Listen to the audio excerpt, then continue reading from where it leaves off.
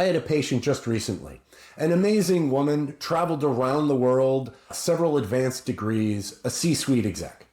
I hadn't seen her in a while, and I'm doing an intake, and I ask her if she's experienced any mental fog.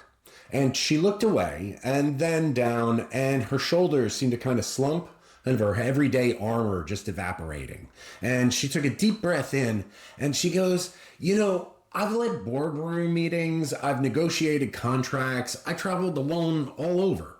But the other day, I stood in the frozen food section, staring at the vegetables for what felt like 10 minutes, because I forgot what I was looking for. It was right there, floating in this gray mess of my brain. And then she goes, God, I miss who I was. It was a powerful moment, and that's brain fog. So what's going on here? Is it hormones or neurotransmitters? Well, the answer is both. First, here are 3 evidence-based things you can do for it. The first, acupressure on Bach Way, do 20, which is at the crown of your head. You look for a tender spot in a small circular area. You want to massage it, not too hard, just enough so you start feeling some tenderness, or you can lightly tap it. You want to do that for about 30 to 60 seconds. Second, you can put a drop of either peppermint or rosemary essential oil on pericardium 6. That's the nausea point that pregnant women use. So you want to take 3 deep breaths while smelling it. And 3, the Nova meditation. It stands for Neurological Optimization through Vagal Alignment. It's a meditation I came up with by combining 2 different meditative traditions for lowering vagus nerve inflammation. The instructions are in the article and video links below. So here's an analogy to explain what's going on with brain fog and why those simple techniques work. So first, picture an orchestra in a grand concert hall. All those musicians, the wind section, the brass, strings, percussion, those are your neurotransmitters. The conductor, standing at their podium, that's your estrogen. And the music they create together is your lived experiences. While the conductor is at the podium directing the symphony, the music flows beautifully. That's your lived experience, balanced harmonies, a steady rhythm of well-timed crescendos. Estrogen going lower is the conductor stepping away from the podium to take a margin call from his broker. The orchestra, it starts to fall out of sync, some playing too softly, others missing their cues entirely.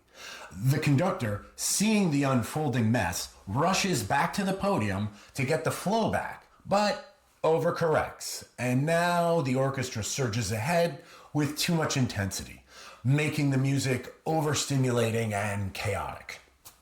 This unpredictability of estrogen during perimenopause creates the felt experience of brain fog, emotional swings, and sensory overstimulation. That's your neurotransmitters trying to adapt to the erratic estrogen levels of this perimenopausal phase. In menopause, the conductor steps away from the podium, off the stage, and Elvis has left the building. That's the estrogen steadily declining until stabilizing at a lower level.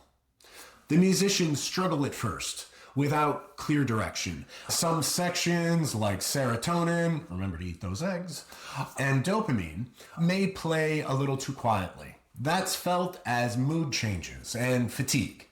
Other sections, like norepinephrine, become erratic and speed up, and you get hot flashes and sleep difficulties. The stabilization at lower levels are the musicians learning their own rhythm and flow, creating new, beautiful, and powerful music. This is where the 3 tools I gave you at the beginning come in. Tapping Bach Way, do 20 at the top of your head, smelling peppermint or rosemary essential oil at pericardium 6, or my Nova meditation. They all act to balance your neurotransmitters.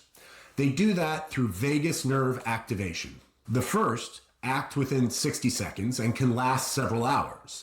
And the meditation starts to work as soon as you're finished and can make lasting, positive changes in your vagus nerve health.